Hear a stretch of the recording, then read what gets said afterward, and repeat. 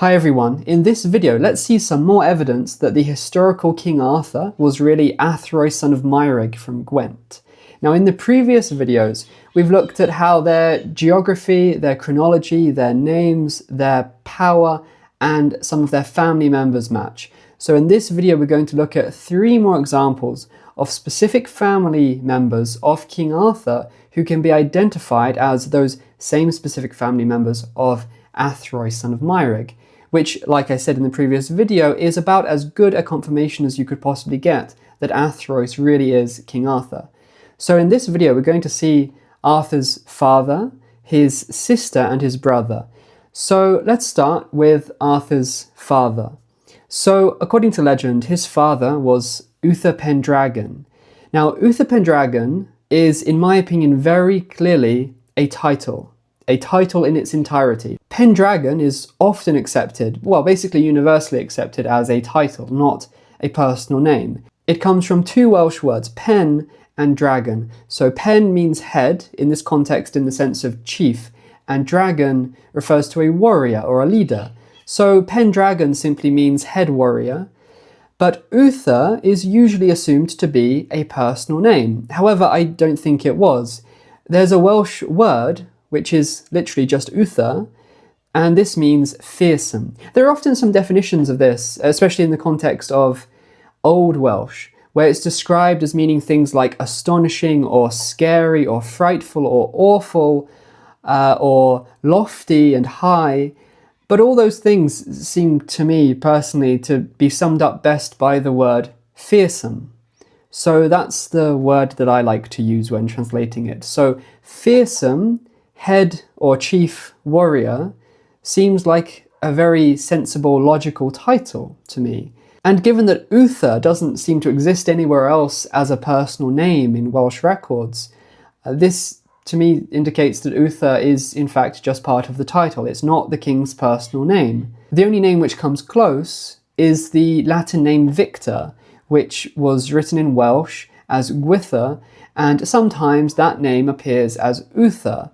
But Uther Pendragon's name never appears as Gwither or Victor in any Latin records, so I don't think that's a convincing explanation. So given the absence of Uther as a genuine personal name, I don't think that Uther Pendragon was really called Uther. I think this whole thing is a title.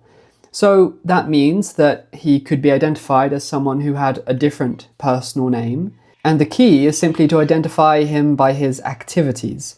So can we identify Uther Pendragon from the legends as the father of Athrwys based on their activities?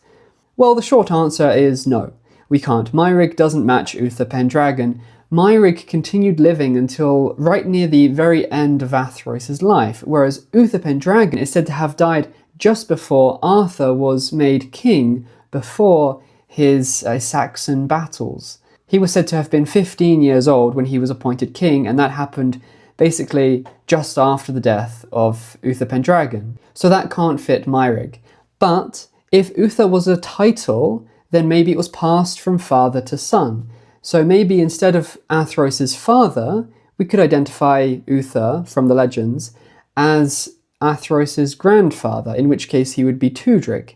Now as it happens, there are a lot of similarities between Tudrig and Uther Pendragon from the legends.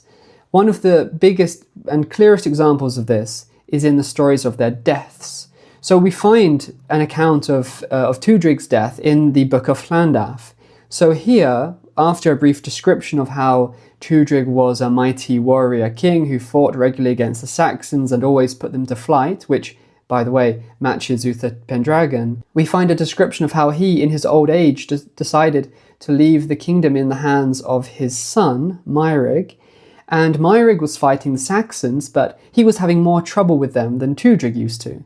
So he asked for his father to come back and help him. So Tudrig came back for one final battle, and he led the Britons to victory, but during the battle he was struck in the head, so his condition deteriorated after the battle, and then a few days later he died by a well or a spring. Now this bears some very clear similarities to the story of Uther Pendragon's death. So according to Geoffrey of Monmouth, Uther Pendragon retired from being king and left the kingdom in the hands of his son-in-law. So very similar to Tudrig, except it was the son rather than the son-in-law, but still a very similar situation. And then this son-in-law, Lot, he was fighting the Saxons, but he was having trouble with it, so he called his father-in-law back. So then Uther returned and led the Britons to victory in this final battle, but then just after the battle his condition deteriorated, and then a few days later he died by a spring.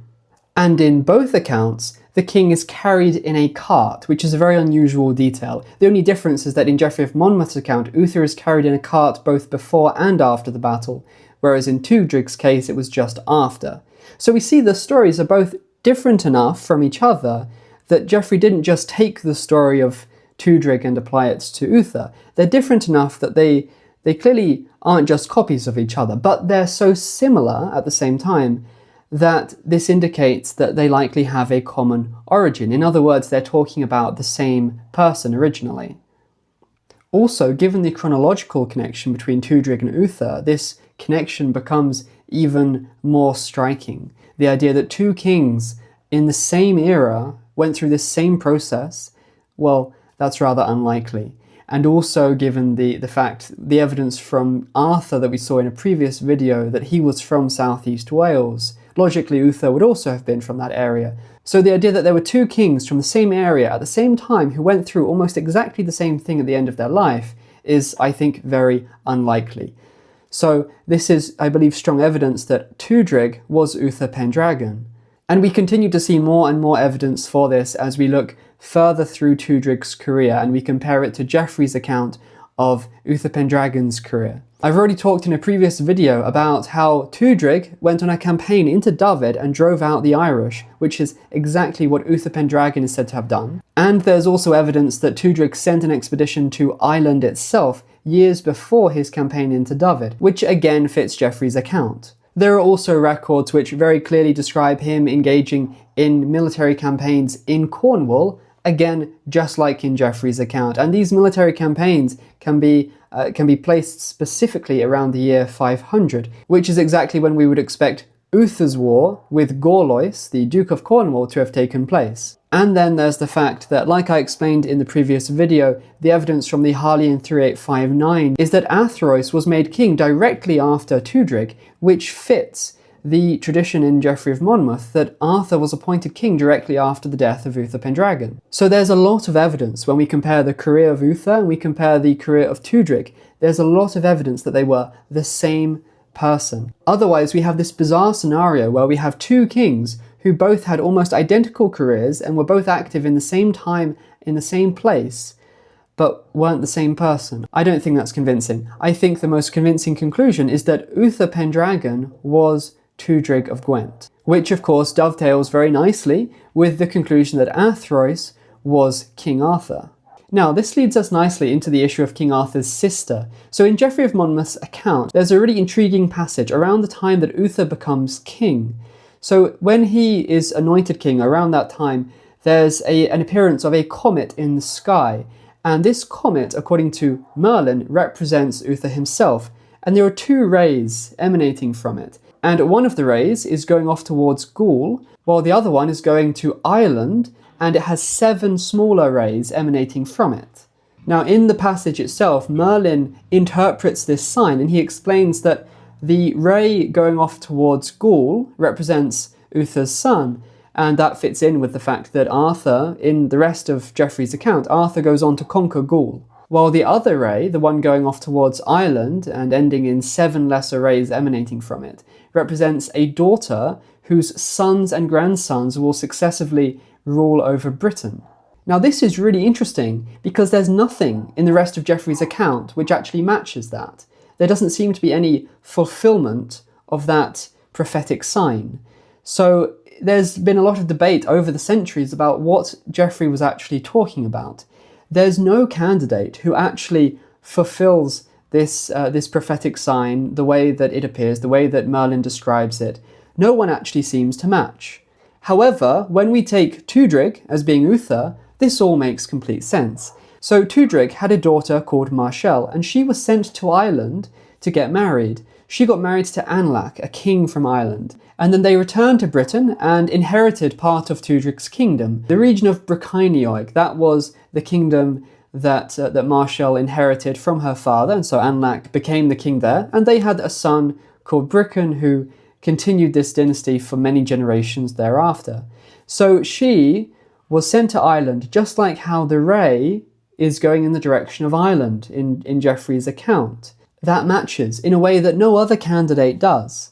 However, there might appear to be two issues with this. One, Brycheiniog is a small kingdom. It's not all of Britain. It's not even the most prominent kingdom in Britain. It never was. So how can her descendants be described as ruling over Britain? That doesn't seem to make sense. Also, we have the issue of the 7 Rays. Now, Brychan had more than just 6 descendants, 6 successors. So again, where does the number 7 come into it? Well, it's important to realise that Marchell was not just the ancestress of the dynasty of Brycheiniog, because Brychan himself went on to have many sons and daughters, a famously large amount of sons and daughters, and these then went on to become the ancestors of many of the other powerful kingdoms in Britain. For example, one of the most powerful kingdoms in Britain in the 6th century was Dalriada, which was an Irish kingdom in Scotland. But the king of that kingdom married one of Brychan's daughters, and their son was the powerful Aidan, King Aidan of Dalriada. Another one of Brychan's daughters married Kinvrach from the north, and he was the father of Urien and Lot and Aron. So this daughter of Brychan who married Kinvrach, she became the mother of some of the most powerful kings in Britain in that time, and many of these kingdoms continued ruling for centuries thereafter. Another daughter of Brychan married the king of Powys and became again the mother of the subsequent kings of Powys. Another daughter married a king from a region within Gwynedd, which was one of the most powerful kingdoms in that area. And of course there was the dynasty of Brycheiniog. So when we look at the descendants of Marchell, we see that her descendants did in fact go on to rule over Britain. Her descendants became some of the most powerful kings of Dark Age Britain. But where does the number 7 come into it? That's still an issue. Well, the number 7, biblically, simply represents completeness or perfection or wholeness. It's often assumed to be literal, but the medieval writers would have been perfectly familiar with biblical symbolism. So I believe that when Geoffrey referred to these 7 rays emanating from the single ray going off towards the Irish Sea, that wasn't to represent a literal number. After all, when Merlin interprets the prophetic sign, he doesn't mention the number 7. He just says that this represents that Uther's daughter would go on to have sons and grandsons who would rule over Britain. So I think that 7 rays were simply used to represent all the descendants that she would have, in line with this biblical concept of 7 representing completeness or wholeness. It wasn't meant to be a literal number. So more than any other candidate in existence, as far as I'm aware, Marchell fits this figure who would go to Ireland and become the ancestress of the kings who would go on to rule over Britain. There is, as far as I'm aware, no other candidate who fits that profile as well as Marchell, the daughter of Tudric.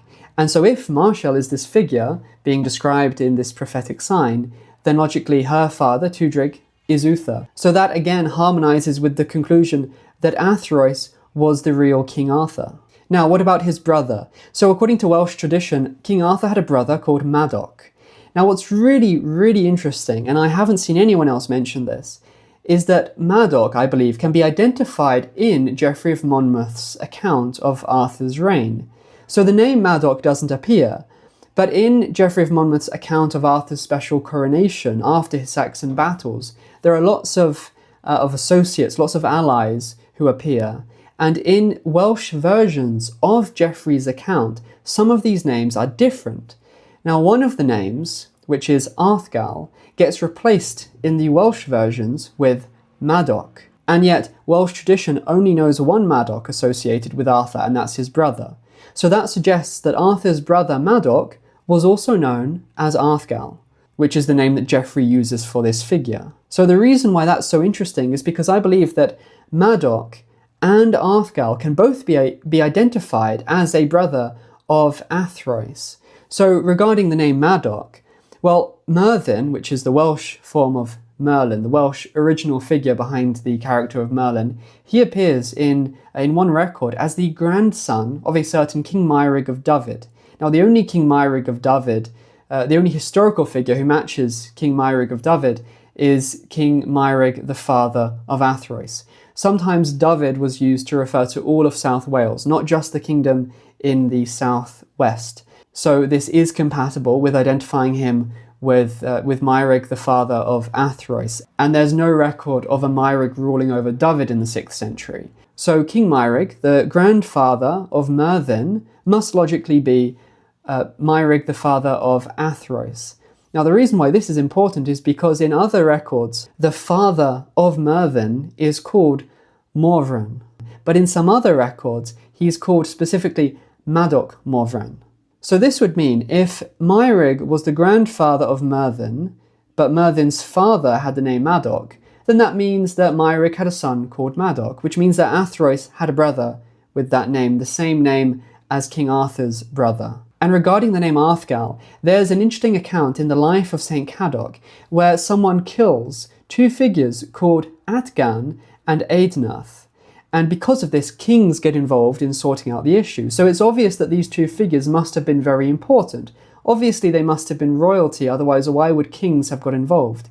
And yet the only royal figure from that time period in that place, Southeast Wales, with a name like either of those two is Idnath, the brother of King Arthur.